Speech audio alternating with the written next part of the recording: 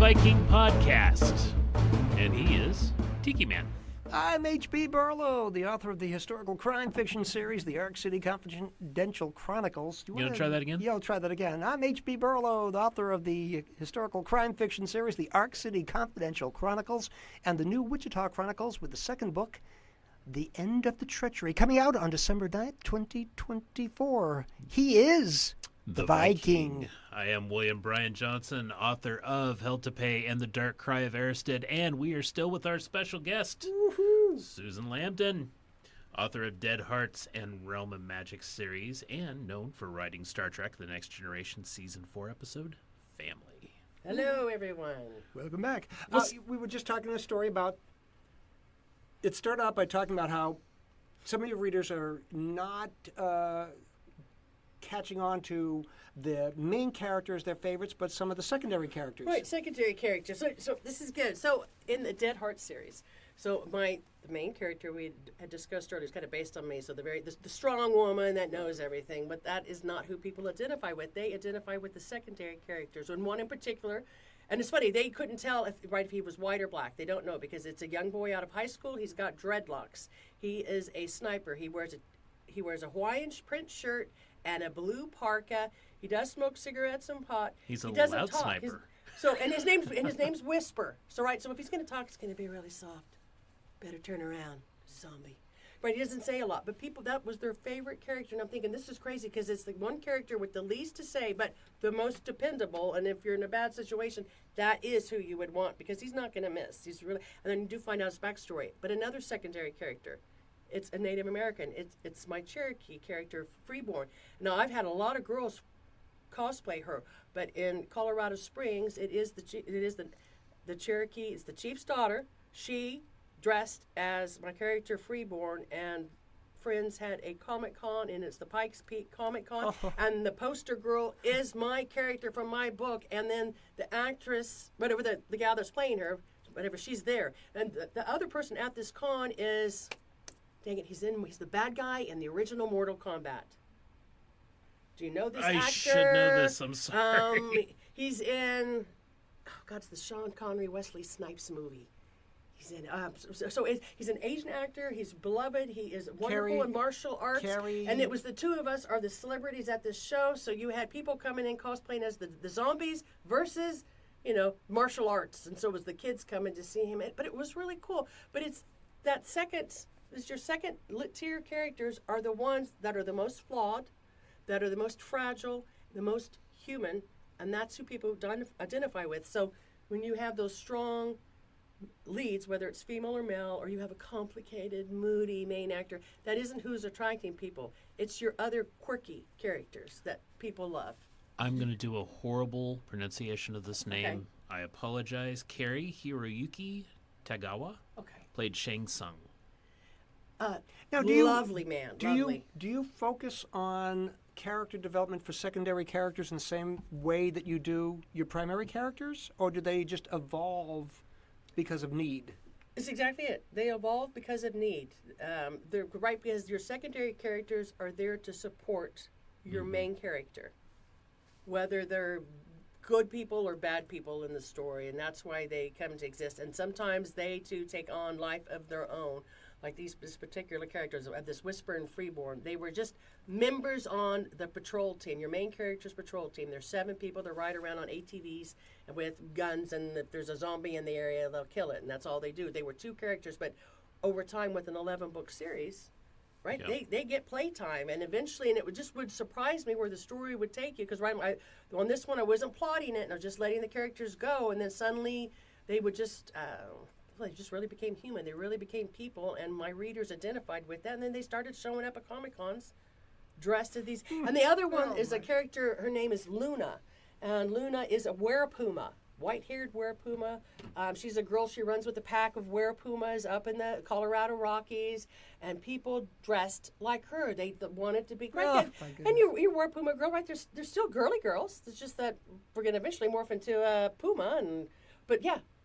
And so it made me really laugh because I wouldn't have thought, right, again, it's a minor character, but the minor characters turn into major characters in the personal lives of readers. Right. That's the difference. You, the author, right, it's your main characters, personal really to you, but to your readers, it's the others. Because that's where they find really the character flaws or something in themselves that they identify with.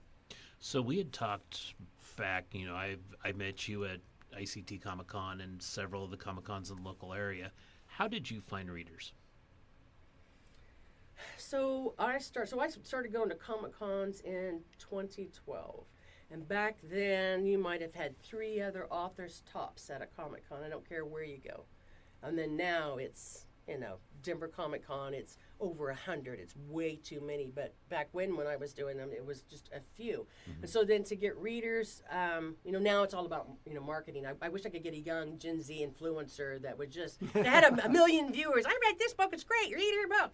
I wish I could get that because that's really how you really get readers. But I went, because I went to the Comic Cons and I went to libraries and I also went to schools. Mm-hmm. I went out. So just like in Los Angeles, when I physically, literally walked into the producer's office, this is the script you want. It's the best one. And put it on his desk. I'm physically present there telling him, read it. That's what I do to get readers. I will approach people, whether it was a school, whether it was a library, whether it was a Comic-Con, and when the humans are there, I would tell them, if you're looking for a good dark fantasy, this is one of the best books you'll ever read. Is it really the best book? Yes, it really is the best book.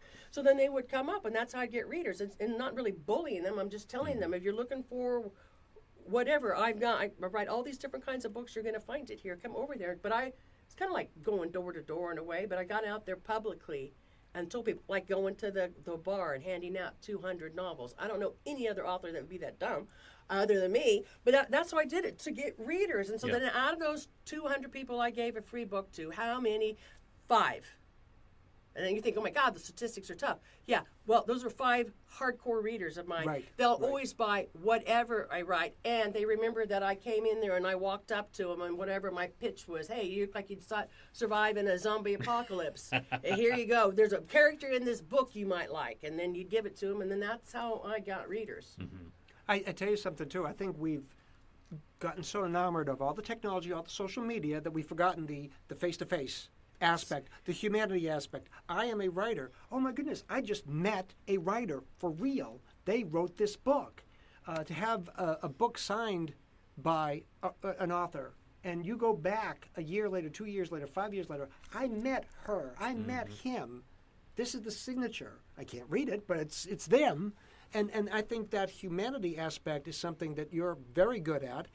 Obviously, your enthusiasm, your passion for writing, and your passion for your work is really what is selling it. I think I've said it before, and we've talked on this podcast, we're selling ourselves before we're selling the book. Yeah. That's exactly it. Because you would think if you're going to come up, so you're hearing me talk right now, then you should assume that my book is going to be that passionate, that active, that engaging, that lively, that I'm probably going to toss in some archaic, strange words in the stories too. You're going to have to get the dictionary and go look it up because I want you to.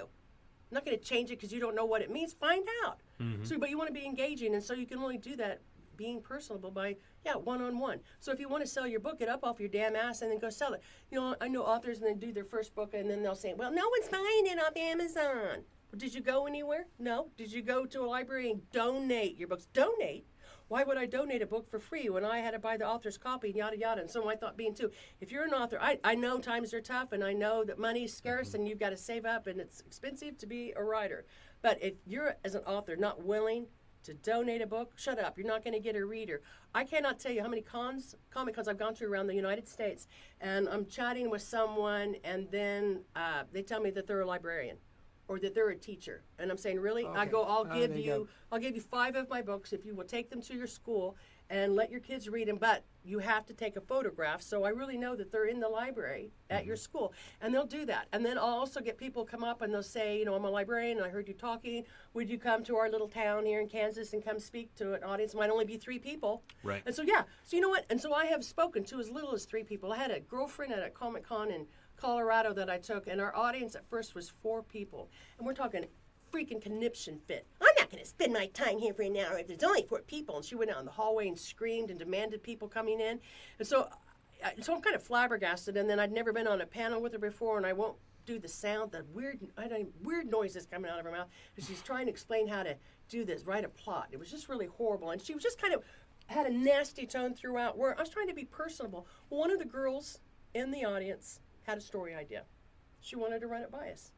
Well, my friend, the author friend, did not want to hear it. So afterwards, I pulled the girl aside and I talked to her. She contacted me a year later. She published her damn book. She wrote it, and she Wow. felt inspired because an author who's published took the time to say, Bingo. hey, this is what you need to do. Take these steps, and you can do it.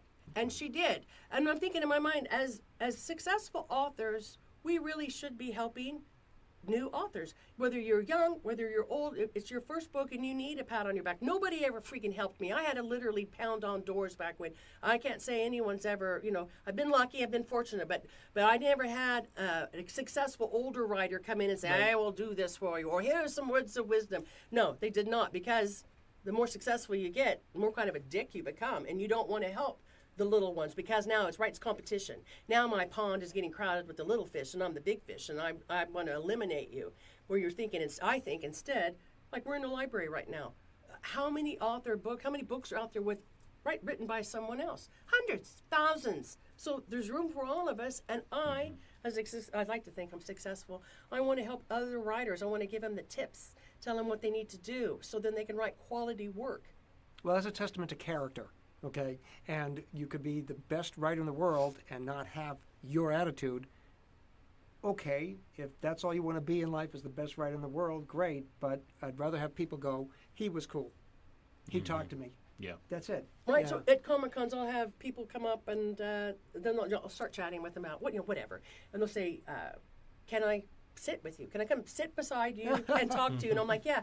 And they said, you're the only author that invited us behind the table that would give us the time to talk. And like a lot of times it used to be, too, they'd want you to read something, so I'd have to tell them, I don't have time now to read what you've Right. written. But and I Right. said, and you can email it to me, but I will tell you right now, I will not read all of it. I will only be able to read the first few pages, and then I will give you critique if you can handle it. And I will be honest, and I will tell you what your strengths are, and I will tell you what you need to work on. And that's what I do with a lot of young writers. Some of them can handle it, some of them can't. But I'm honest with them, and it is my point of view. But I think if you start out telling them what their strengths are, right? Maybe you write great characters. Maybe I really got a sense of them. But your plot, what the hell's going on? So you need to be working on that. So I try to give folks a little direction. It's like being a teacher, right? I always wanted to be a professor at a college and teach writing, but I just never got there. And now as I'm older, I'm kind of the hermit that stays inside that writes all the time. So I just write all day, every day, and that's what I do. You could just be a guest lecturer at a college. Yeah. I would enjoy doing that. Well, you could also do like the non-academic classes, like City Arts or some of the other There you places go. put Right, out writing right, exactly. classes. Could do podcasts. You could do podcasts. I'm a teacher though. So, what does your normal writing day look like? On a good writing day, I'm going to be up by 9 a.m. with coffee, and I'm going to write until probably about noon, then break for a bit, and then sit back down. So, on good days, I write 10 hours. Unfortunately, my poor dad has Alzheimer's now, and so my sister and I take turns caring for him. So that means it's like 2 times a day now. I've got to be out at his house, whether I'm going to feed him breakfast, lunch, or dinner. And that's every day. So now, then I have to change my writing style. So now, instead of kind of being an early bird, now I've turned into more of a night owl when I'm writing. So now I have to write late into the night when it's quiet and no one's calling and needs anything. So then it disrupts your damn sleep. So I've kind of lost. So he just was diagnosed with it. So a few years ago, right, I was able to write all that time, all day long, every day. And then again, after COVID, you had all that time in the world to write.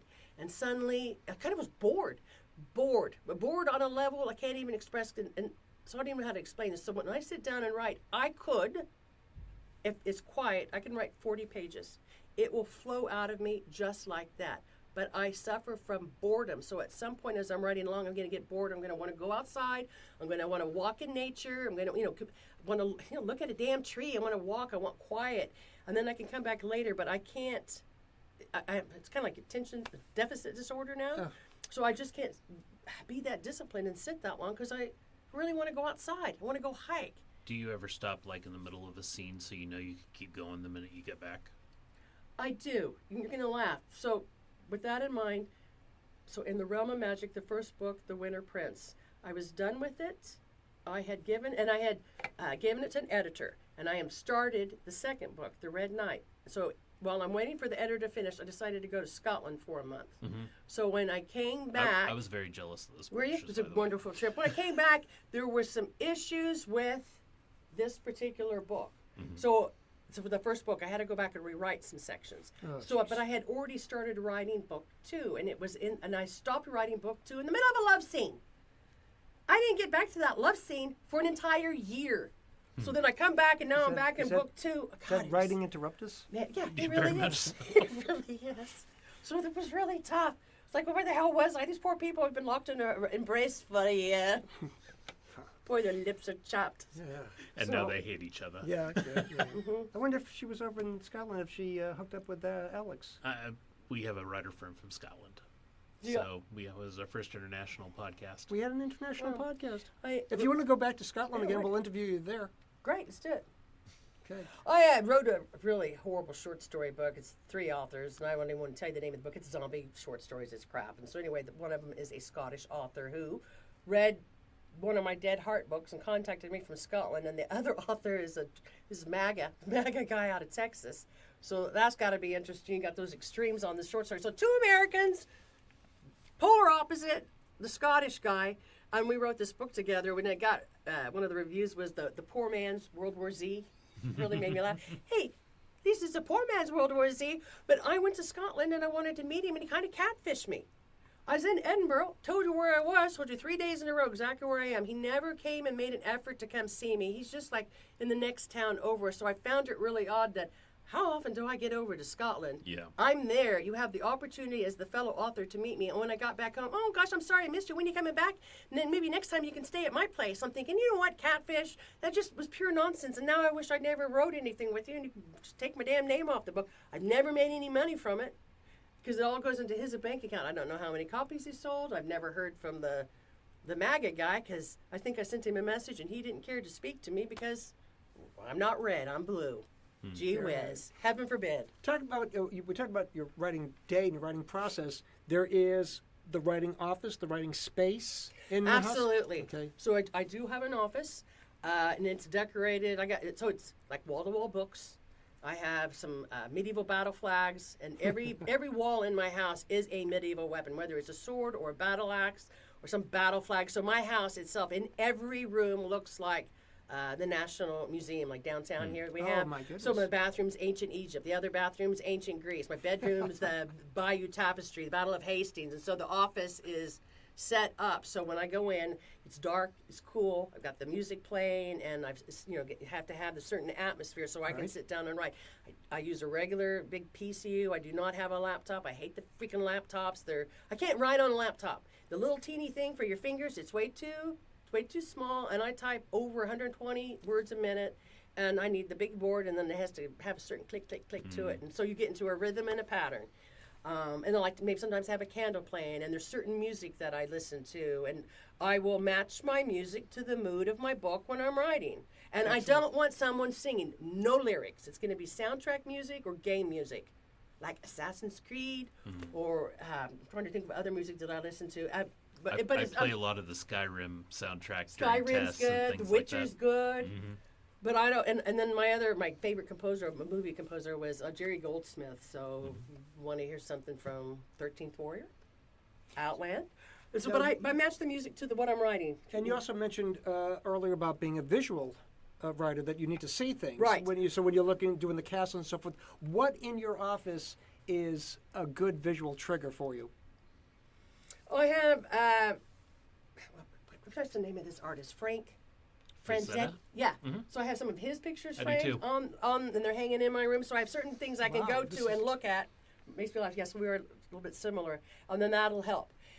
This is something interesting too. So when I was talking about that short story I wrote for the Marie Curie, the Right. Madame Curie story in Warsaw, Poland, 1890s. Hey, I'd never been there before. Obviously, I didn't live over 100 years ago. So I got on YouTube, and there was a channel, and it's just somebody doing a walkthrough of Warsaw. Not Wow. Warsaw, Poland. Yeah, Poland.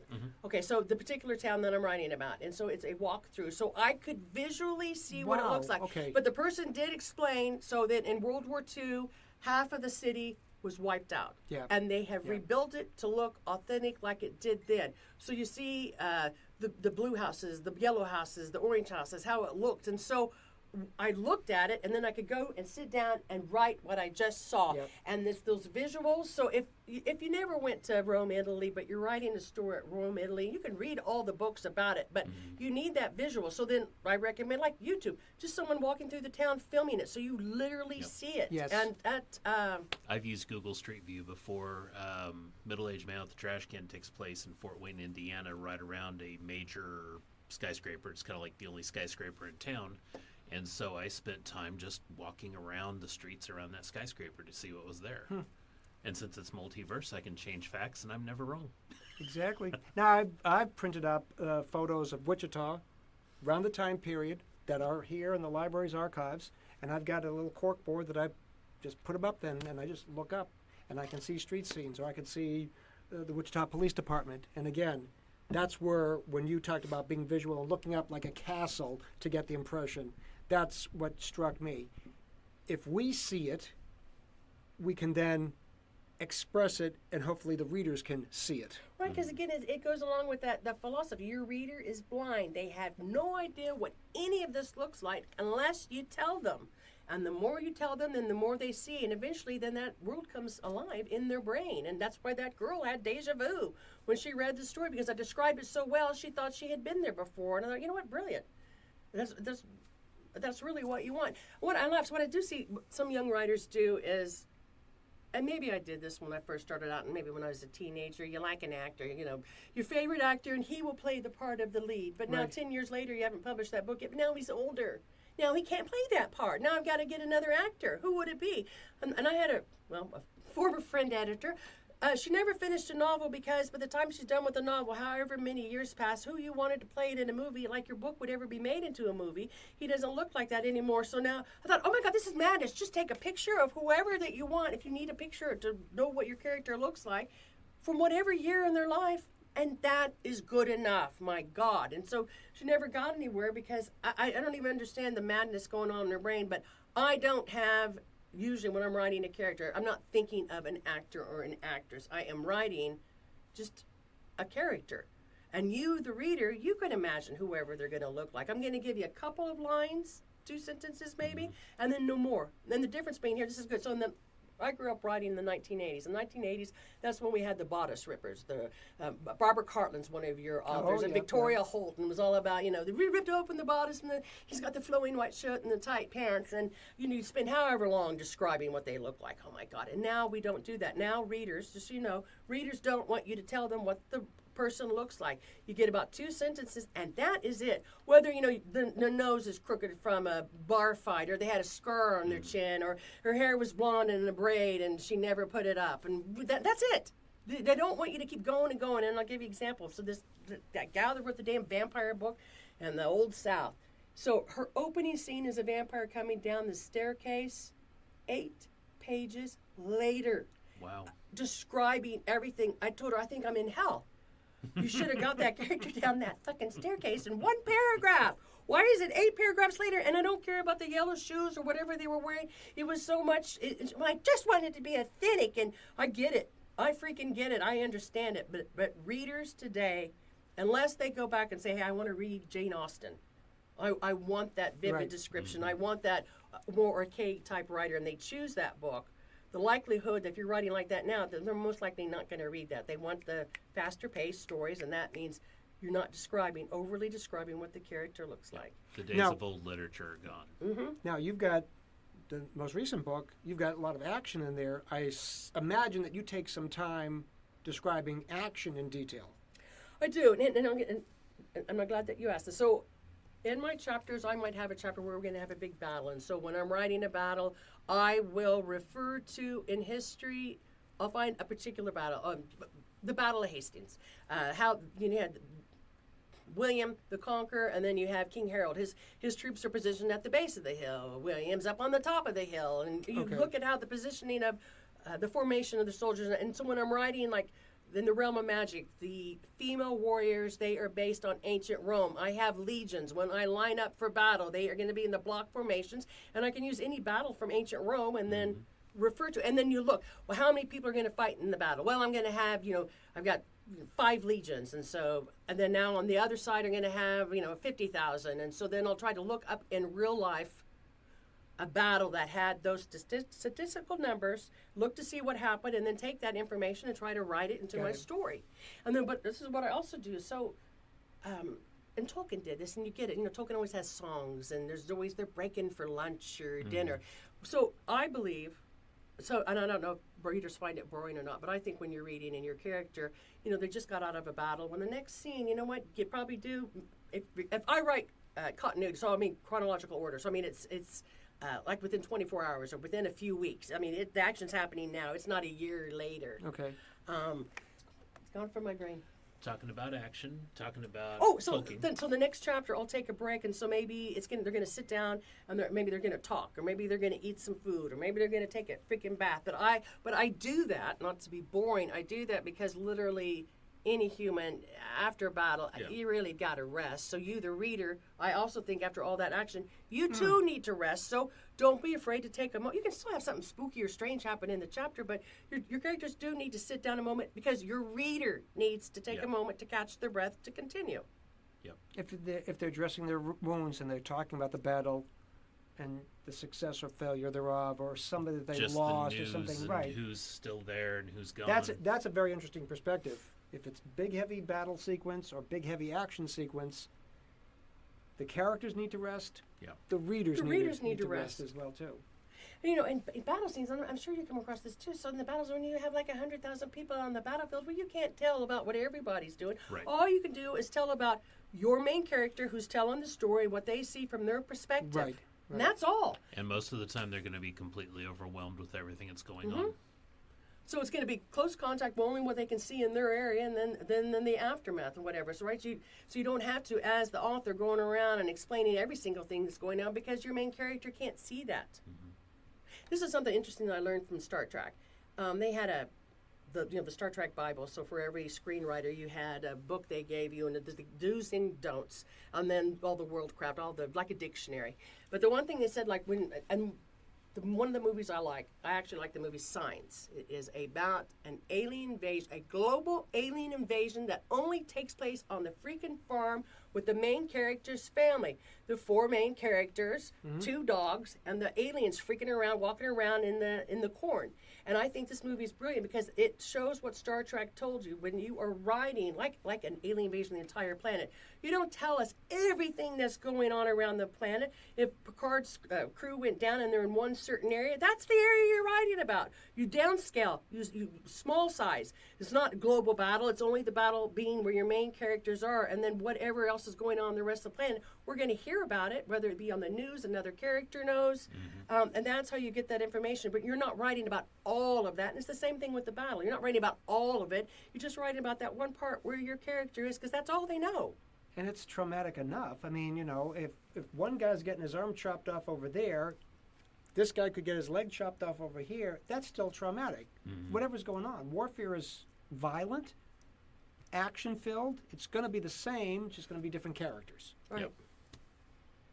Which my berserkers, it's pretty easy because they're out of their mind and then they fall asleep after. It's a party. Yeah.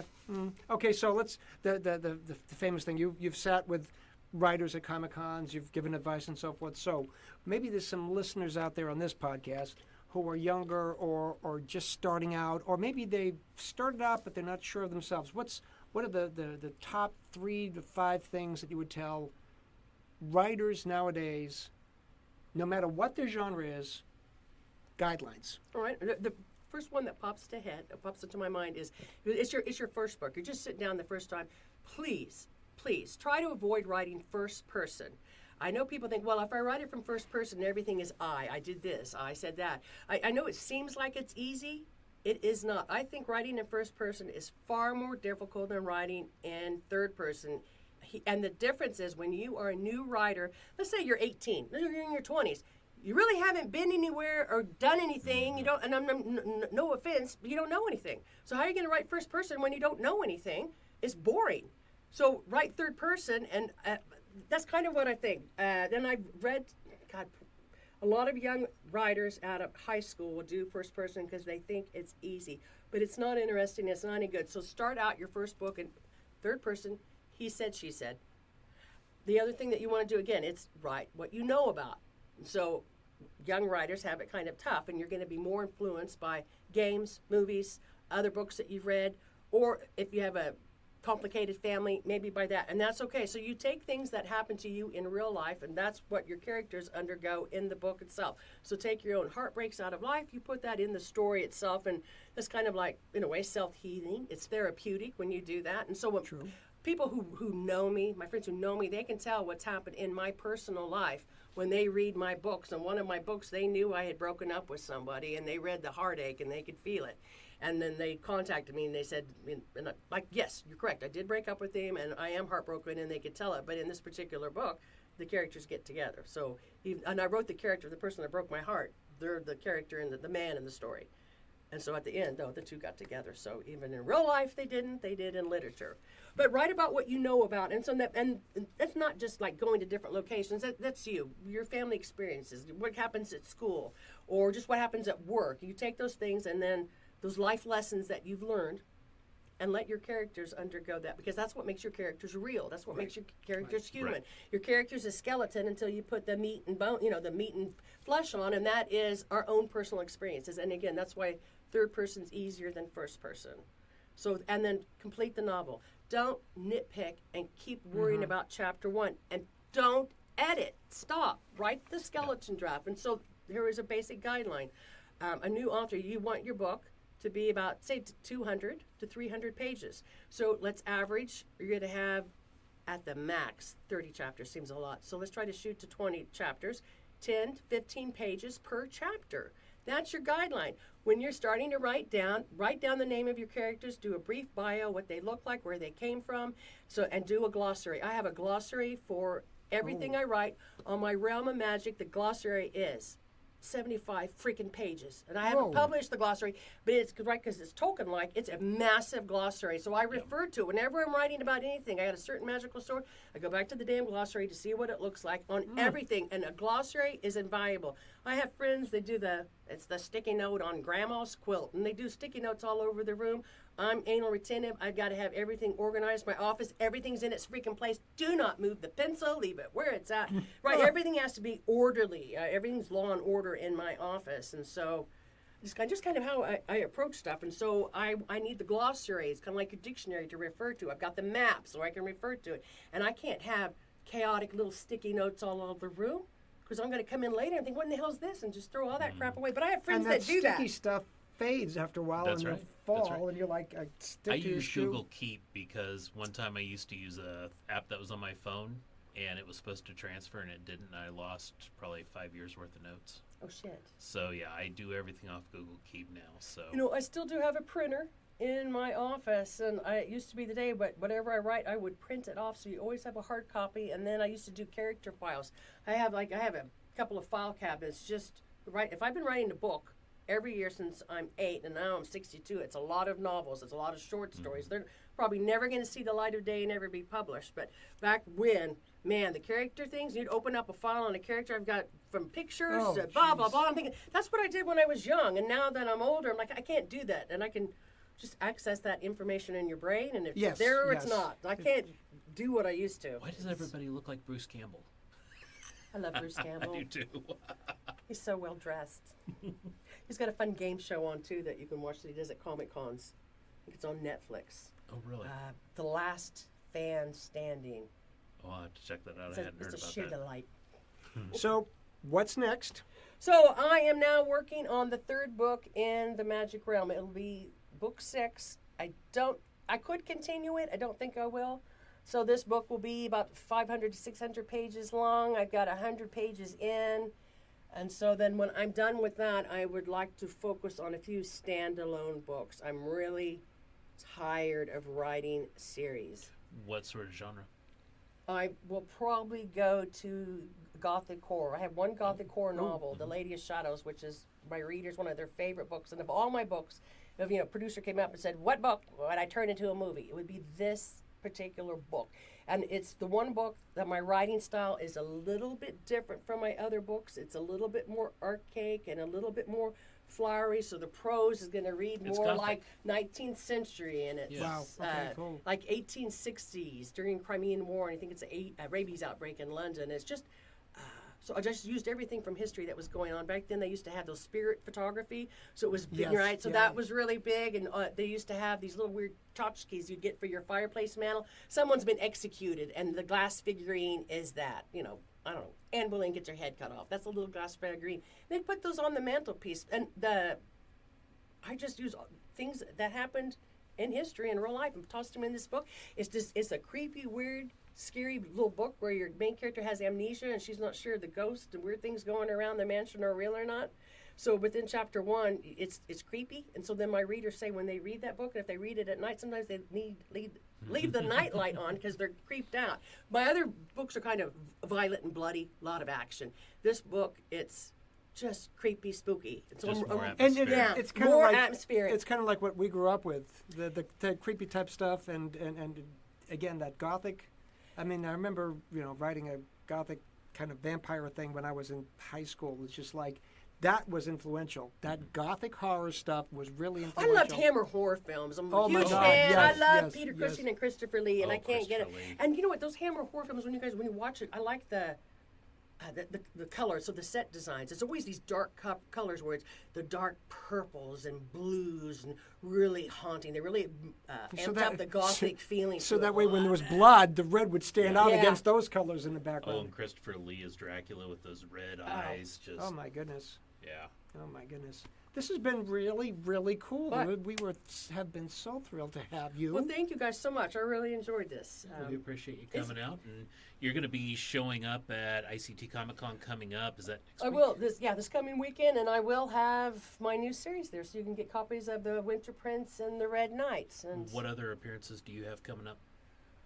apart from that, there'll be a couple of more cons that are coming up, and I could do the air cap. I've just really not been traveling around the U.S. going to the cons, and I know people are going to like Dragon Comic Cons coming up. Isn't that in Arkansas? That's a really huge one. I just they're just exhausted anymore, and I just really have not been inspired by reader turnout, people coming to buy books at cons, because now we have an overflow of too many indie authors going to all the Comic Cons, and so now the readers. The people who used to buy my books, I could spot them a mile away. You just have them typecast. It could be on the FBI. I knew who it was. And it would be the family where they would have a few, maybe a girl or a boy that's a teenager, a couple of teenagers. And I don't see the teenagers at the Comic Cons like they used to come anymore. But those used to be your hardcore readers. Yeah. Or your early 20s, the 20s groups. Right. And so I've not been doing as many Comic Cons. And so I prefer reaching out and contacting people more with, like on podcasts or... somehow it's got to be with the tech. It's got to be social media. Yep. That's really, and I'm not a queen of TikTok at all. But Well, I'm learning. We could certainly make sure that Suzanne's links Of course. are on the podcast And she'll episodes. be on, and we also put this podcast on TikTok, so you will be Yeah. on TikTok. TikTok. thank you both Yeah. very much. This was Absolutely. fun. It's nice to talk to like-minded people that get you and understand you. It's nice. We And like to talk to people that get us and understand us too. It's just They so can sit in the room with the difficult. two of you alone.